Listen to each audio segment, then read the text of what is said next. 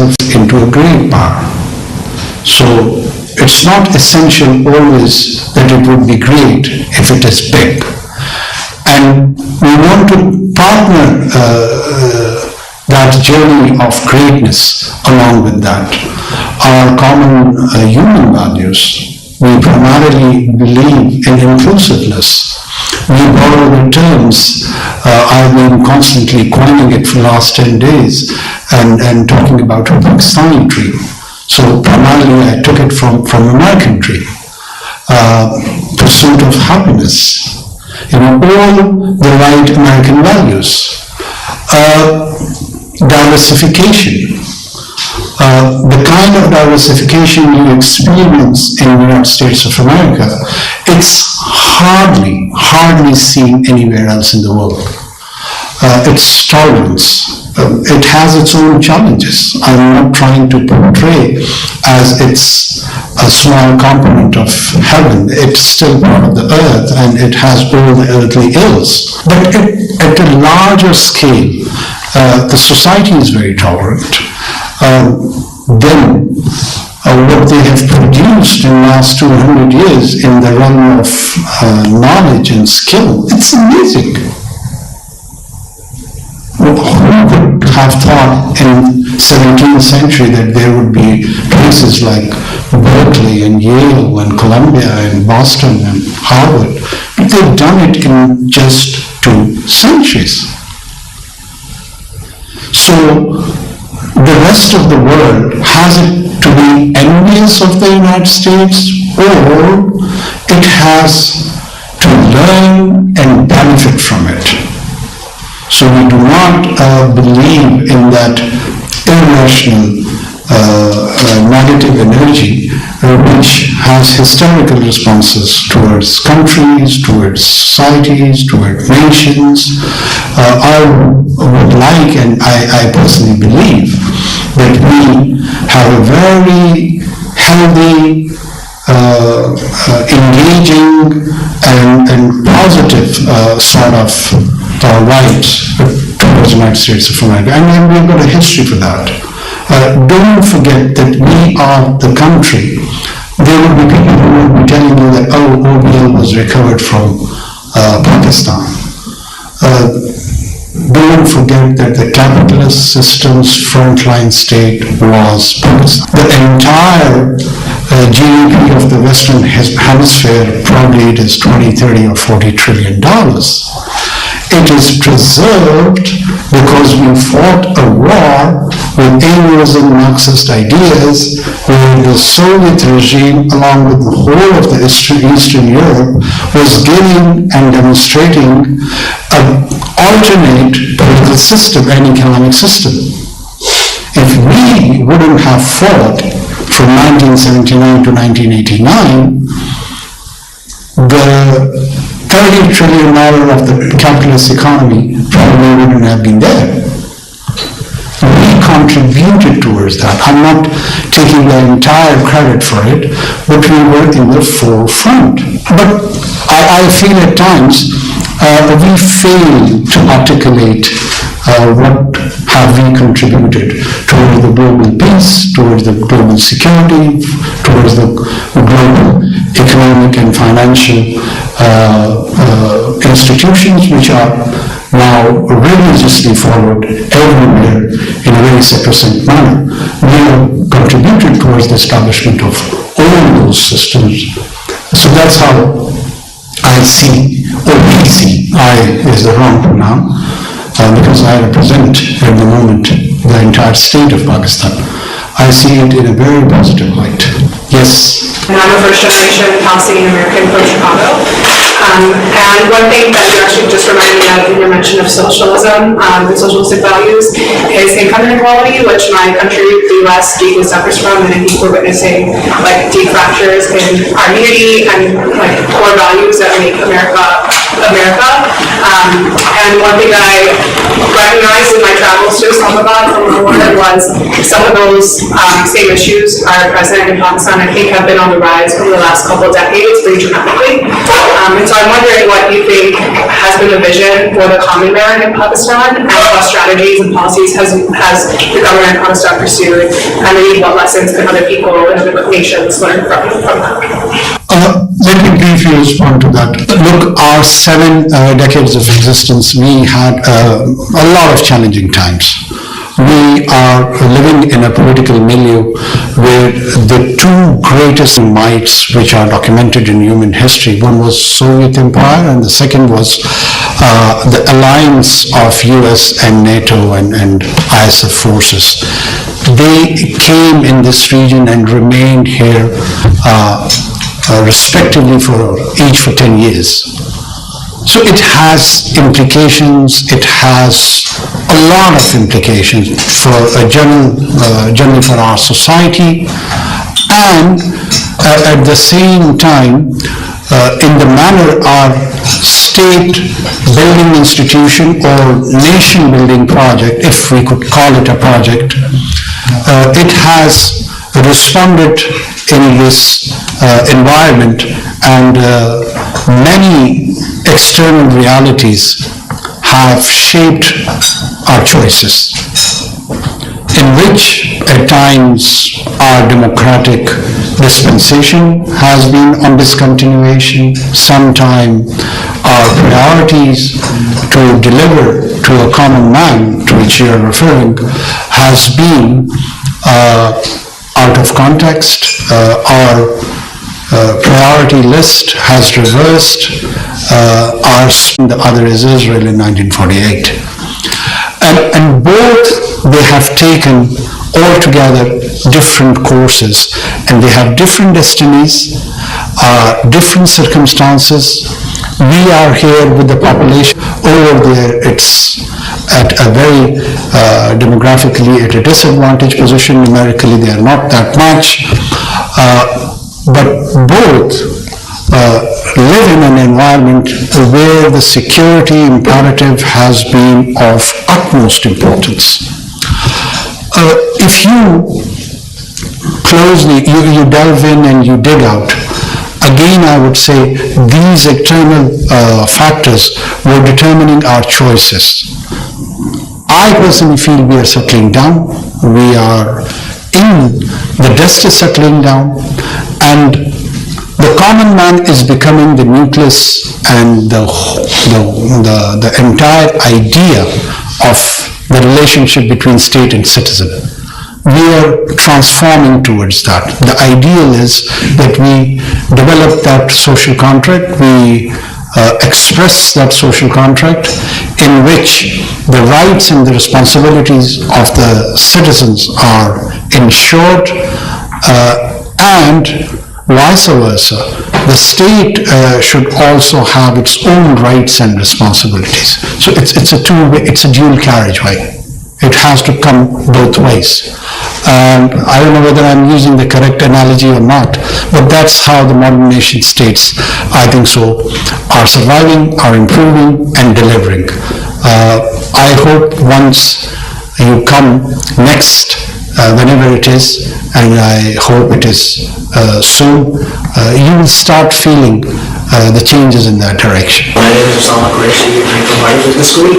So I'm one of the few who plan on flying the next day back to Pakistan by national graduation. So my question with that background would be about the financial policy. I've been following Pakistan's financial position in the recent times. Luckily, we were able to secure the IMF thanks to the team efforts. I think Mr. Sarkar did a great job in negotiating that. But then again, like, how many times do we have to go to IMF? How many times do we have to go to external sources out there? I just have a question to you about your next, couple of months, couple of years. May your tenure be a great sign for Pakistan's financial success.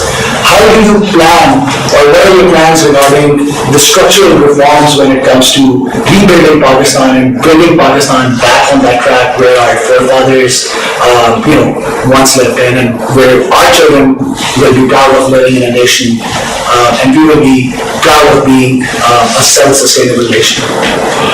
Well, inshallah, I'm pretty much certain that you will be proud of yourself and your forefathers and the values they believed in and they represented. In short, IMF, I wonder why it is being treated as foe. It's not a foe, neither is it a friend. The real foe is our expenditure habit and the way we generate revenue. So if we want to survive as a society and a state, we have to alter both. Rationalize our expenditure the way we govern these people, and we have to change our ways, how do we generate revenue. We are a country whose tax ratio to its GDP is around 9%. So if 9% of the people are contributing towards that huge gross domestic product, so what would be our economic and financial situation? So how do we do that? We're trying to contribute in our limited stint, which we understand it's a constitutional order and it will be there for a few months. How to bring non-documented economy and enhance the tax network? That is the answer. This is one. How do we invest in our human resource? Do we manufacture goods or do we develop our individuals and sell services? So these are the two areas on which broadly we will focus. It has details. We don't have the time for that how do we realize those. But the general contours, we do understand that these are the two areas where we have to focus. Pakistan is gifted with the natural resources. When we talk of natural resources, people probably think that we're just talking about the mineral resources. Well, it's not just mineral resources. We're a country of talented people. People like yourself and many others who are part of this group. I'm sure the Pakistani American diaspora is a success story in itself. Every second American knows Pakistan not through OBL but through their GP, through their doctors, and they are the one who have been invested by us. They're the medical graduate. If you want to produce a medical graduate in US, well, how much you have to invest in it? $2 million, $3 million, somewhere there? We do it for $5,000 in 5 years. So that investment part in which you are able to produce a paramedic or a medical profession is not invested by the United States. It is done by us, and it's pretty much cheap. And then we invest them in your system and you pay for their services. They do earn from that, but at the same time you're benefiting in which we are investing here back home. The problem is it is not being realized that this is a two-way partnership. We should focus more on that. More producing skilled, semi-skilled, high-tech. It is an era of AI and the rest. So we need to put in more into our human resource. One of the very famous couplet of Iqbal, I'm sure you can translate it to the rest of your colleagues who are American Americans, or you're all American Americans, but I'm just saying it on lighter note. अफराद के हाथों में है अक़वाम की तकदीर, हर फर्द है मिल्लत के मुक़द्दर का सितारा. It's a couplet of our national poet in which he expresses that the destiny of the nation is collectively in the hands of people. And each and every individual is like a star towards that destiny. So this has been said around 100 years back when there was no concept of human resource development. but he hinted towards the human resource development, that everyone amongst these people are stars. And these stars can lead us towards a very bright future. They are the one who would be enlightening us, who would be guiding us, who would be telling us, who would be inspiring us. And I'm sure a few amongst them are sitting under this roof. And inshallah people will contribute, and I'm very much certain that we will get out of this quagmire. It's a message of hope.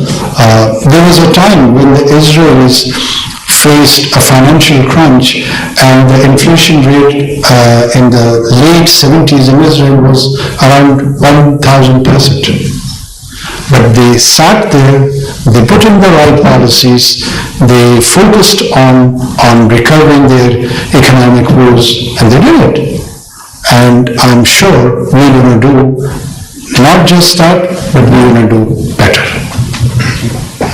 Yes, please. You. My question is regarding the future of democracy in Pakistan. As is evident from our history, we've experimented with different highly political systems, and they've not always been successful. For the past 2 to 3 terms, we've been a democratic country, but in the 7 decades that we've been free, there has not been a single democratic government that has completed a term. But when we look at our neighboring country of India, they have a thriving democracy. What do you think is the future of democracy in Pakistan, and when can we expect a government that would actually complete its term? Well, first of all, the completion of tenure of any government is not, or incomplete completion of the tenure of a government is not at all undemocratic. The democracy gives guarantee to the strength of the parliament. And in Pakistan's case, last 15 years, post-2008, we had 3 successive complete stints of parliament. And in Westminster model of democracy, you do change the governments through parliament, through constitutional means, and that has been the case in Pakistan. In order to avoid purge and a coup, you have to agree on this principle that the members of the parliament has the inherent right to in place a government or replace a government. So I have not seen any act in last 15 years where the case has been the otherwise. Secondly, to the broader question of what is the future of democracy in Pakistan, the bigger question is what is the future of democracy at a global scale? And there are scholars back in West also, many of you probably would have read how democracies die. One should read that, one should learn through that. And there is another reference of Sri Brahman, she teaches at Columbia. It's a case study where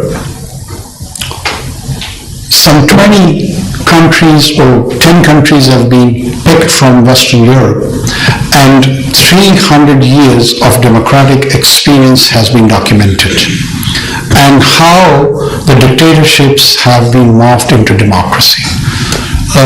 It's a very interesting read. People like yourself, you must go through that. And in that you do realize that democracy is a process, not an event. And how does the German unification occurred? How does the English experiment occurred? How does the Spanish experiment occurred? How does the Italian experiment occurred?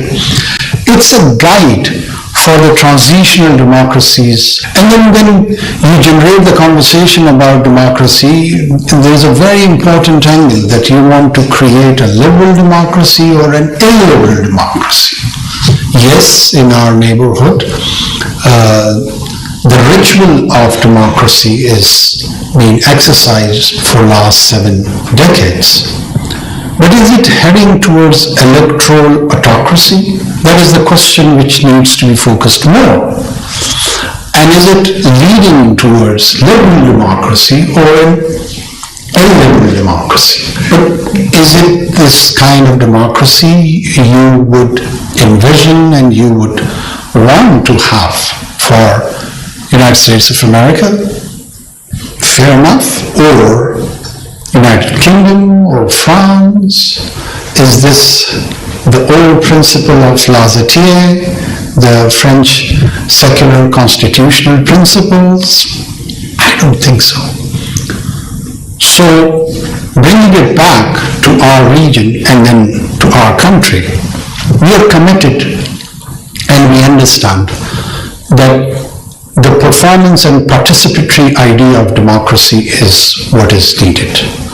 We would encourage that, we would try to realize that, but at the same time, when you have to strike a balance, there is a rule of law and then there is a rule of order. That social order can never ever be compromised for a rule of law. Sometimes, there are many scholars in the world which tells you that you have to operate in the law while outdating the law, when you would be operating in emergency laws. It's a wholesome idea. It's an entire discipline which is being taught in different universities. But when there are extraordinary situations, how does the normal law operate?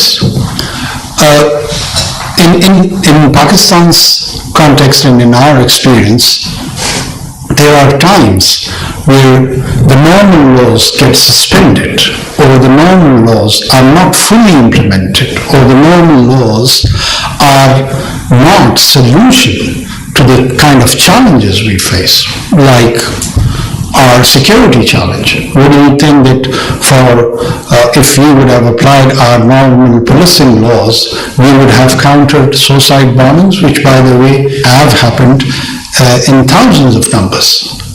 Of course not. So then the priority is that first you secure life. When you secure life, you secure social and political order, then later on you go for the issues of civil liberties, democratic principles, so on and so forth. So you have to strike a balance. And the entire arrangement of the universe, to be honest with you, if I observe it and if I try to comprehend it and want to express it in one single word which can reflect its basic principle of existence, and that is balance. It works on the principle of balance. You cannot just take an extreme position on anything. Whatever I'm saying is still challengeable. All I'm trying to do is stimulate the thought process, and you try to look at it with another perspective as well. You may learn something from it, or you at least, it would lead you to explore further something, and you will delve in, and you may learn something new which has not even come out from me. So that's how the process should go. Thank you so much for having us. My name is Rita. I'm from Karachi and I'm also an MBA student at Harvard Business School. Like Osama, I also plan on coming back to the country after graduation. Inshallah. My question to you is, people like us, most people decide to stay back in the States or abroad after completing their education, or if they go abroad for work, which is resulting in a talent drain in the country. You can say that some of our most educated, talented individuals are actually not residing in the country but are abroad. What do you think are a few measures that we can take to tackle this challenge? And what can we do? What is our role in this? And how can we encourage our peers to also come back and give to the country and serve the country that we love so much? Thank you. I'm being trolled on Twitter for the last 48 hours on one of the comment which was incomplete, which I exactly tried to explain this phenomena. And I'm glad that you have raised it again. First of all, for me, the people who choose to remain either in the United States of America or in Europe or in Australia, anywhere in Western Hemisphere mostly, it's not a challenge. It is an opportunity also at the same time. They go there, they contribute positively to their host societies, they become the bread earners to their families, and indirectly we benefit from their remittances. So I hardly see it in negative terms when the young people are going towards the Western Hemisphere, trying to grab opportunity over there, trying to prove themselves. Their individuality shines over there. It has to offer so much in terms of opportunity. Why do I have to take it as a challenge? I think so I should be encouraging it. I should be promoting it. I should be supporting it. It is a skewed angle where people talk about it and they say that, oh, people are living out of despondency. You may be not that comfortable or happy about a situation back home, that's fine. And even if that is one reason of exercising that choice to leave this country, probably is minimal. Is this for the first time that the youngsters are leaving Pakistan?